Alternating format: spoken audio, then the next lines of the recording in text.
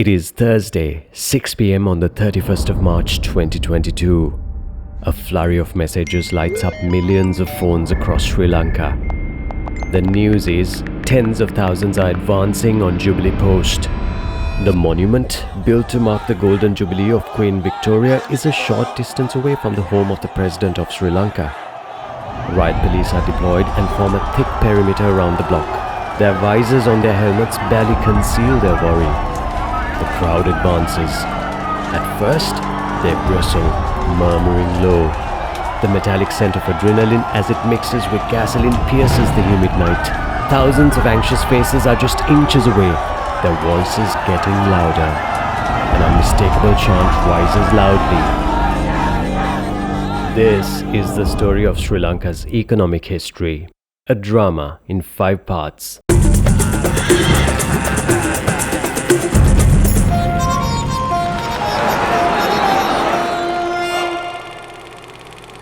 Many believed that ancient Lanka was a closed-off agricultural society, but 3 ancient explorers disagree. Sri Lanka was known to be bountiful, and it was a hub of trade. In the Lost Tomes of Indica, a thesis on India, Megasthenes refers to Sri Lanka as an island divided by a river, more productive of gold and larger pearls than India itself. As early as AD 77, a Roman named Annius Plocamus sent a freed slave to collect his Arabian taxes.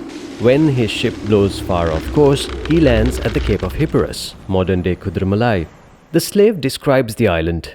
The trees broke the rudders of ships. People hunted elephants, tigers, and turtles with shells large enough to house whole families. Ptolemy, writing in the year 50, was told that Lanka produces rice, honey, ginger, beryl, and hyacinth, and has mines of every sort of gold, silver, and other metals. The militant Pandyan queen Ali Rani, who ruled the northwest part of Lanka during the 6th century, traded pearls for Arabian horses and pioneered the salt industry. In fact, many believe that it was her who named the port of Kudramalai, literally Horse Mountain. There's plenty of evidence that ancient Sri Lanka stationed customs officials known as Mahapatuladda at ports to collect tariffs and traded with Greeks and Romans both through their own and Indian ports. Greco-Roman glassware, beads, metals and coinage of every type have been uncovered in the north and south of the island, indicating that Sri Lanka was a part of a global supply chain. The island's pearls found in the Gulf of Mannar were fished by a migratory South Indian community known as the Paravas, who eventually settled down. The Paravas grew to become a sophisticated guild of merchant mariners and naval commanders. They were sometimes in conflict with Arab traders, but more often they collaborated to facilitate trade to Europe. This will become important later. Let's talk about the building blocks of an economy with what is known as the factors of production: land, labor, capital, and enterprise. How did this work in ancient Lanka? Historically, the monarch was the government and was known as Bhupati, or lord of the land. This was the starting point. They owned all the land. Everyone was obliged to perform some service to the state. If you were a general in the army or a high-ranking official, you would quite often be granted rights to some of the king's land. This will also become important later on in our story. If you were a religious institution, you were also granted land. But there was a group of people without land of their own. These were relatively low-status peasants. Now they were obligated to cultivate the king's own lands or those of officials. But it didn't end there. They also provide services for construction of public works like roads, temples, and reservoirs. These services to the state were called Rajakarya. The king then levied a tax on harvested grain from his land, and this was paid in grain or with more services according to your role in society.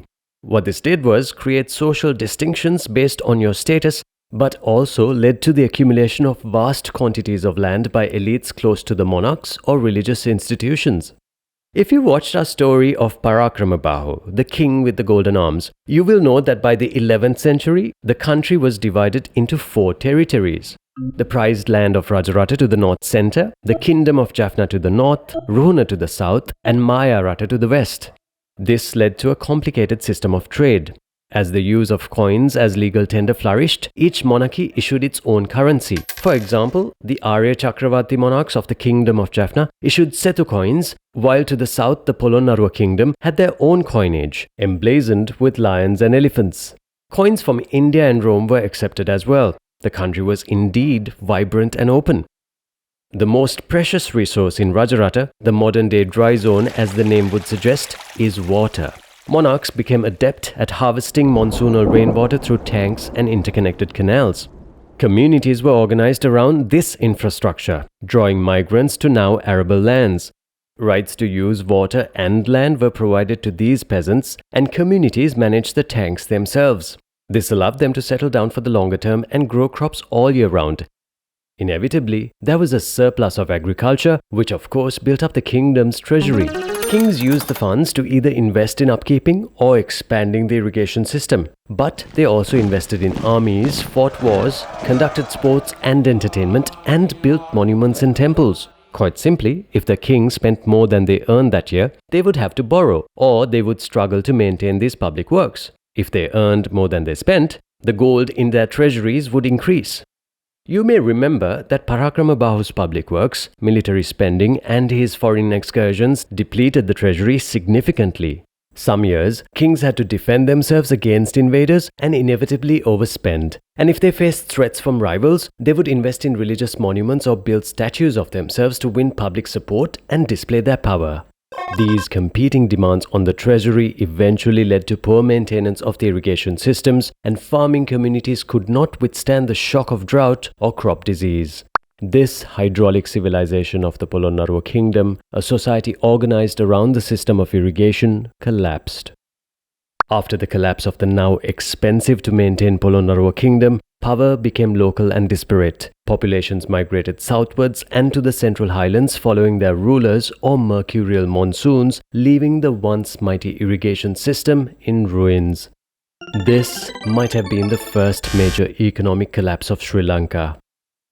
By the 14th century, new centers of power emerged to the north and west of the country, draining power away from the interior towards the coast, and two prominent harbours in Colombo and Trincomalee. In 1412, the capital was taken by Parakramabahu VI to Kotte, a few miles from present-day Colombo. As agricultural surpluses declined, the kingdoms now turned to trade. Sri Lanka had a rare and valuable spice, the golden cigars of Ceylon cinnamon, which was much sought after by Rome and Egypt. Sri Lanka was known for spices, but what is not well known is that it may also have manufactured export-quality steel using monsoon-powered smelters. This was suggested by archaeologists recently when they discovered a large quantity of iron ore from an ancient shipwreck. Meanwhile, the country imported horses, satin, porcelain, wine and even perfume, bringing more traders to Sri Lanka's shores. Since the 9th century, Arab and Indian traders had been plying the Indian Ocean in goods and slaves. By the end of the 15th century, the Arabs and Egyptians had an undisputed monopoly in long-distance maritime trade from the Indian Ocean to Europe. The spice route stretched from Indonesia via Ceylon through the Red Sea, Malabar and Aden, and it was operated by Arabs, Persians, Turks, Gujarati Muslims and Hindus. In fact, Arab traders knew the seasons so well that the word monsoon comes from an Arabic word for season, mausim. In Sri Lanka, Arab and Phoenician trading communities connected Lanka with the rest of the world's trade, and they were deeply embedded into the island's culture and politics, even winning the ability to have their own commercial tribunals. So, with no single powerful ruler, forests full of valuable spices, a steel industry, pearls, gems, and a thriving trade of elephants, Sri Lanka was a target for European merchants who wanted to cut out the Arab and Indian middlemen. By the 15th century, Britain, France, Portugal, and Spain all sought to build empires of their own, and for this, they needed to acquire and control vast resources across the world. This was called the Age of Discovery. The Portuguese had a commercial maritime operation in both Asia and the West, but were weakest in European spice trading routes from the Bay of Bengal, which were currently dominated by the Mamluks of Egypt. The Portuguese began a drive of frequent military raids on these traders' shipments, destabilizing pricing and supply for their European customers.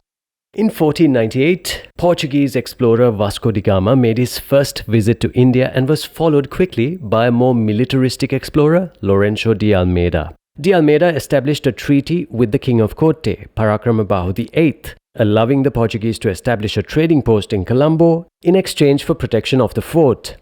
Enter Mamale Maracaya of Canano, a merchant specializing in coir and spice, trading on the southwest coast of India, sourcing from Ceylon, Indonesia as well as the Maldives. Mamale was a one-time collaborator of the Portuguese, but as they had taken over the nearby port of Calicut, Mamale's onward Arab and Gujarati shipping partners did not call for fear of attack, causing him to make huge losses. What the Portuguese didn't know at the time was that Mamale had locked in a nearly identical and separate agreement with the King of Kotte to ensure that he had access to regular supplies of Ceylon cinnamon. Mamale was a threat. His network of trade and superior trade agreements with monarchs from around the Bay of Bengal was just too big a bite of the Portuguese custard tart. They responded quickly, sending several expeditions to the region, mainly relatives of various regional governors and barons. Dom João da Silveira arrived in Colombo in January 1518 with only 40 men. Mamale and his allies sent 8 ships from India and nearly 3,000 men in defense. But da Silveira was victorious, defeating a bloody resistance and becoming the first captain of Portuguese Ceylon. Portugal's control was split between 3 branches: the central monarchy in Lisbon, the viceregal authorities in places like Spain and Goa, and the private traders who ran a relatively free trade on the ground in Lanka.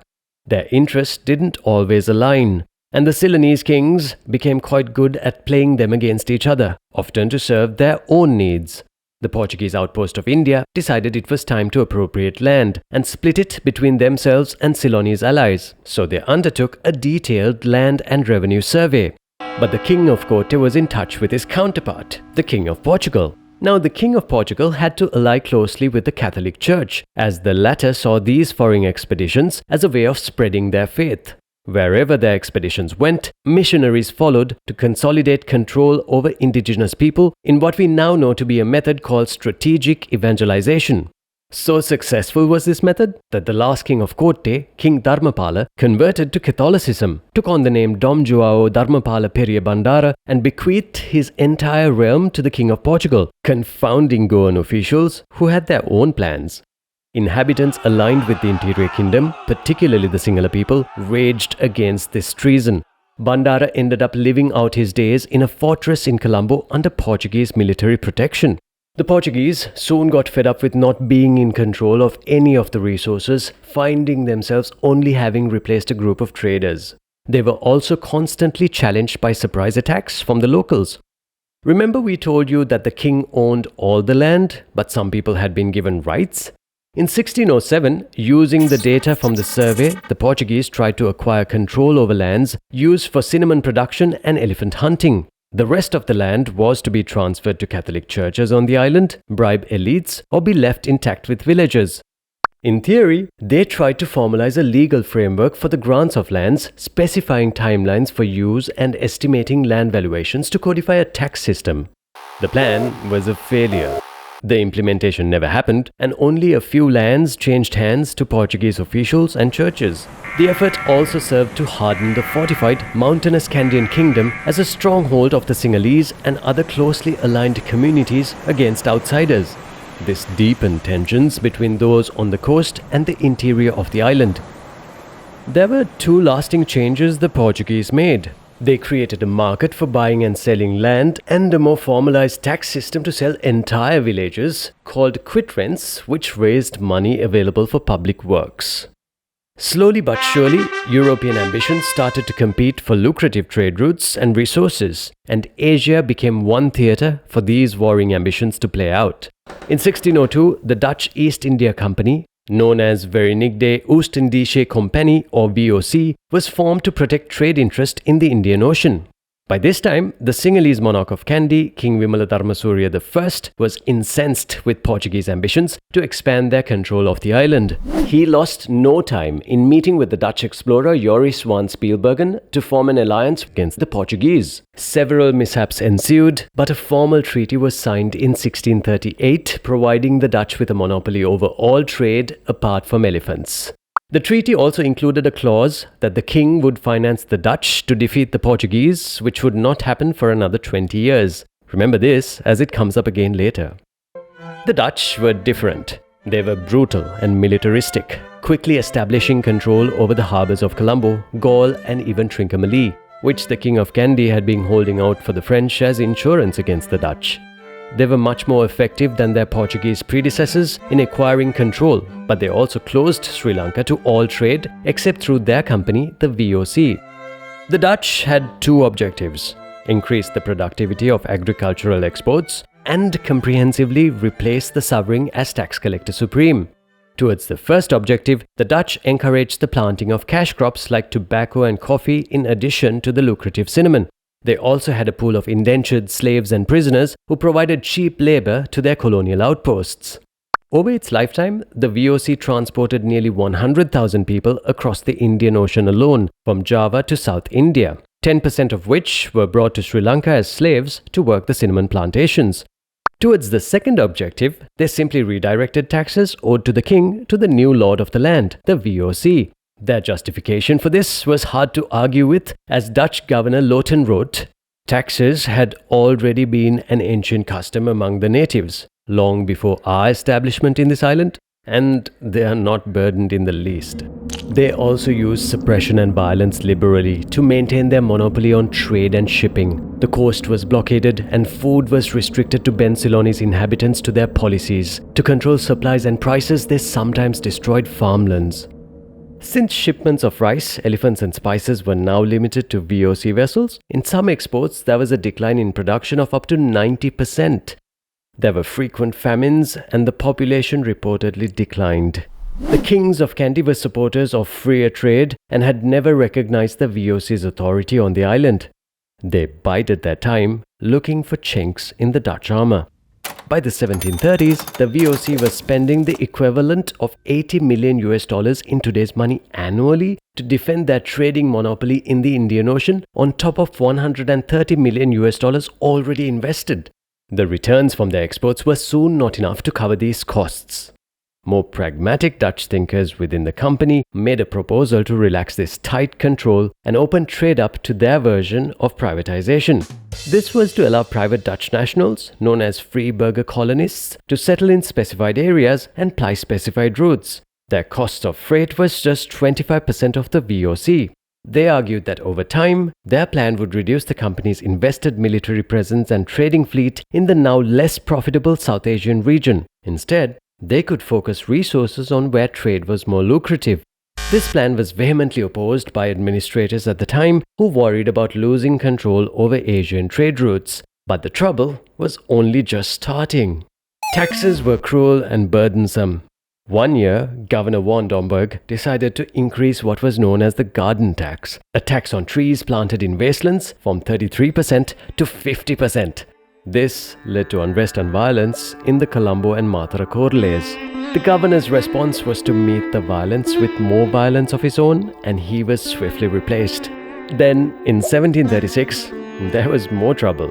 Migrant cinnamon peelers who were of a caste called Chalias had become a favored community because of their importance to the economy.